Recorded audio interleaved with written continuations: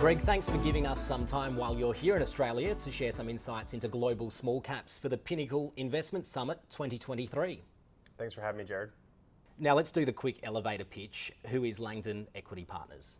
Yeah, so we're a group of individuals based in Toronto focused on investing in concentrated portfolios of global smaller companies. Now let's get straight into what you are seeing in global small caps. I understand you and the team have visited some 300 or so companies so far this year, is that right?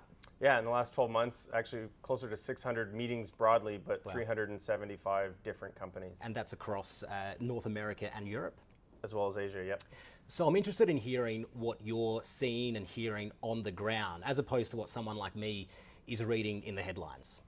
Yeah, it really differs, region by region and country by country, but part of the reason that we're going on the ground to do that work is so much is changing right now, and so much has changed in the last couple of years.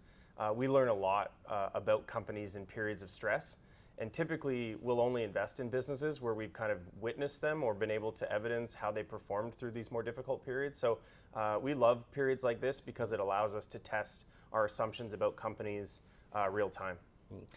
Now, on inflation, it remains one of the biggest, if not the biggest topics in markets.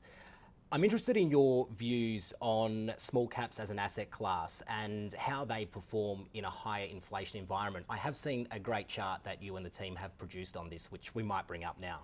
Yeah, so it's one of these misconceptions that smaller companies are more sort of like perilously capitalized and much more sensitive to economic shocks and periods of stress like the one we're in at the moment, which I believe is true sort of for the asset class broadly. When you look to the types of businesses we want to own, low leverage, high rate in which they convert accounting profits into cash flow, we tend to not see those periods of stress correlate to periods of stress for our portfolio. I think it's safe to say over the last 12 months that's been the case.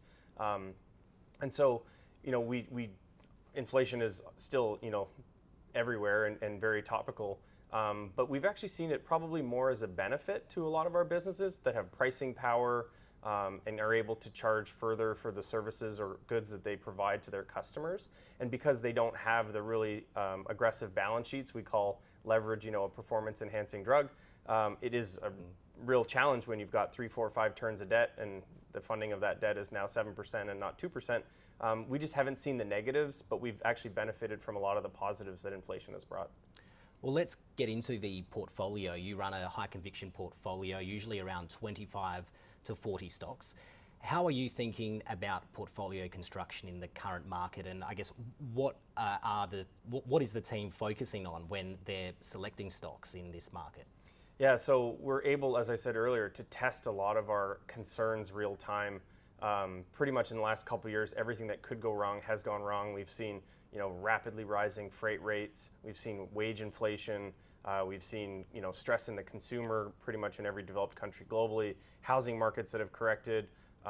Household debt, where it is a huge concern with interest rates being where they are today. And so, despite all of those negatives, we see the backdrop for the types of investments we make as very strong because one of the things we talk a lot about with companies is, what do you do in difficult periods to deliver outperformance? I think it's one of the things that allocators ask of us. And so, when you go holding by holding, business by business, a lot of the things that we underwrite, even when times are great, have really helped us in the last 12 months avoid some of those big concerns, the banking crisis in the US. As one example, we're 35% financials. Most people a year ago would have said, they would have a really tough period, but I think we showed that maybe the surface wasn't necessarily accurate, the surface level analysis. Let's hone in on one of those holdings. Auction Technology Group, it's a UK listed small cap. It's got a market cap of around 800 million US. Tell us a bit about this business and why it is a Langdon Equity Partners stock.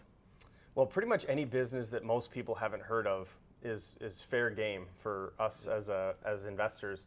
It's one of the most endearing pieces of feedback we get as they go through the portfolio and they say, we've never heard of any of these companies. So ATG is a business that's based in the UK, has really come together, I would say, in the last 4 or 5 years. The management team is very experienced, and what they do is they bring bidders to auction houses that are running online auctions. So historically, auctions were in person, perhaps on the telephone. That sounds very archaic, I know, in 2023. And so pretty much everybody but Christie's, maybe Bonhams, and Sotheby's would be a customer of theirs, because what they need to run a successful auction is a lot of bidders, a lot of activity, and a lot of price transparency. So ATG has 7 different marketplaces in both arts and antique, as well as industrial and commercial. So think of like very large farming equipment, as well as the classic examples of watches, cars, art, antique. And it's a business that earns a very, very small fee for every auction that they manage. And in aggregate, they've run a very high margin, high return on invested capital business. And with the deep pockets of their private equity sponsors, they've been rapidly consolidating the sector. Greg, we are hearing a lot of commentators say it is a good time to look at global small caps. It is an asset class that can outperform in economic recovery. What do you think about that? Yeah, it kind of goes against our DNA of being an all-weather provider of investment excellence in the small cap asset class. But it is a very kind of common question: is now a good time? Is yesterday a good time? Was last year a good time? And so our answer rarely changes, which is it's such a large addressable market. We can typically find a very small collection of companies that we think will perform exceptionally well over long periods of time. The same remains true today.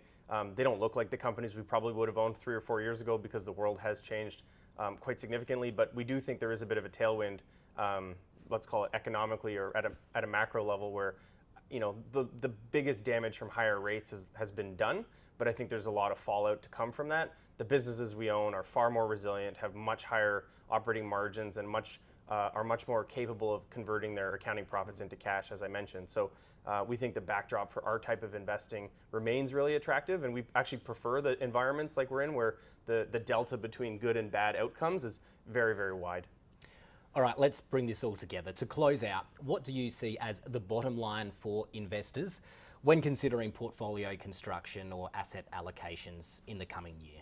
So if we could make one kind of claim, it would be, this is not an asset class that should be 0 in your portfolio, and it should probably never be 25. It should probably be that 5 to 10. And I think there's a real ballast opportunity if you do it properly. I've been investing in global smaller companies now for over 10 years, and most investors who are our clients will say, I'm surprised at the resilience of the portfolio, or one of the things we pride ourselves on is our downside capture. People look to this asset class as risk. When the risk appetite is high, it's like, how can I even do better? And we just come at it fundamentally the opposite, which is we want to protect capital in difficult periods, and we want to keep up when times are good.